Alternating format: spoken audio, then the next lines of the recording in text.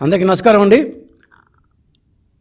నిన్నటి exit polls కూడా జాతీయ రాష్ట్ర దాదాపుగా అన్ని ఛానళ్ళు, ఎగ్జిట్ పోల్స్ ఏజెన్సీలు అన్నీ కూడా జాతీయ స్థాయిలో ఎన్డీఏ ఆంధ్రప్రదేశ్లో కూటమి అధికారంలోకి వస్తుందని స్పష్టంగా తెలియజేస్తున్న నేపథ్యంలో గత 5 ఏళ్లలో జగన్మోహన్ రెడ్డి డబ్బు అన్న ఒక దాన్ని ఉపయోగించుకొని తాయిలాలుగా మార్చి ఏ విధంగా ప్రజల్ని మోసం చేశాడు, దోపిడీ చేస్తూ ఏ విధంగా ప్రజల్ని మభ్యపెట్టాలని చూశాడు. 5 ఏళ్ల అరాచకం, 5 ఏళ్ల ఆర్థిక అరాచకానికి ఏమి తీర్పు ఇవ్వబోతున్నారు ఆంధ్రప్రదేశ్ ప్రజలు?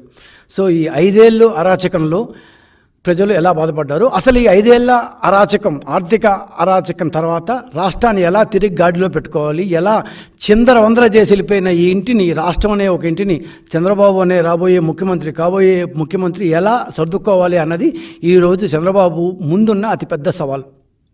ఎంత స్థాయిలో రాష్ట్రాన్ని చిందరవందర చేశారంటే బహుశా ఇంకో కోలుకోవాలంటే కూడా కొన్నేళ్ళు పట్టేట్టుగా ఉంది ఇదే రకంగా కానీ ఆదాయ మార్గాలు జరిగితే.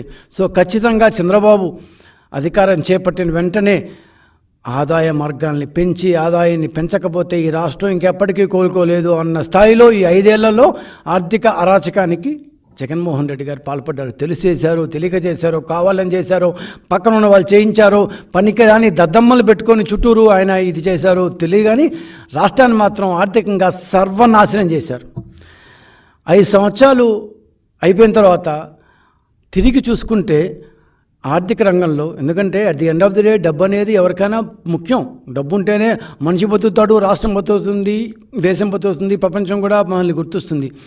ఆ విషయంలో వాళ్ళు బాగానే సంపాదించుకున్నారు, బ్రహ్మాండంగా హ్యాపీగా ఉన్నారు. కానీ రాష్ట్రం మాత్రం తిరిగి వెనక్కి చూసుకుంటే 5 ఏళ్ల తర్వాత 2019 నుంచి 2014 తర్వాత 5 ఏళ్లలో చిమ్మ చీకట్లు తప్ప ఏం కనపట్లేదు. చిమ్మ చీకట్లు, నిశీది చీకటి తప్ప ఏమీ కనపట్లేదు. ఎందుకు జగన్మోహన్ రెడ్డి రాష్ట్రాన్ని ఈ స్థాయికి లాక్కొచ్చాం? ఒక్కసారి ఈ 5 ఏళ్లలో జగన్మోహన్ రెడ్డి గారు ఆర్థికంగా రాష్ట్రాన్ని ఎంత దివాలా దించారు అని మనం ఒకసారి సింహావలోకనం చేసుకోవాలి. ఎందుకంటే ఆయన వెళ్ళిపోయే సమయం దగ్గర పడింది. ఎల్లుండి రిజల్ట్స్ వచ్చేస్తున్నాయి, చంద్రబాబు ముఖ్యమంత్రి అవుతాడు, ఈ రాష్ట్రాన్ని సర్దుకోవాలి. ఇవంతా మా ముందున్న సవాళ్ళు. ఆయన కానీ మనం ఈ 5 ఏళ్లలో ఏం జరిగింది సింహావలోకనం చేసుకొని ఇది సరైన టైం. ఆర్థిక పరంగా ఒక్క ఇండికేటర్ కూడా సంతృప్తికరంగా లేనే లేదు. ప్రతి ఏ స్థాయిలో చూసినా, విద్యారంగం, వైద్య రంగం, తయారీ రంగం, ఎక్కడ చూసినా కూడా అన్ని మైనస్లోనే పోతున్నాయి.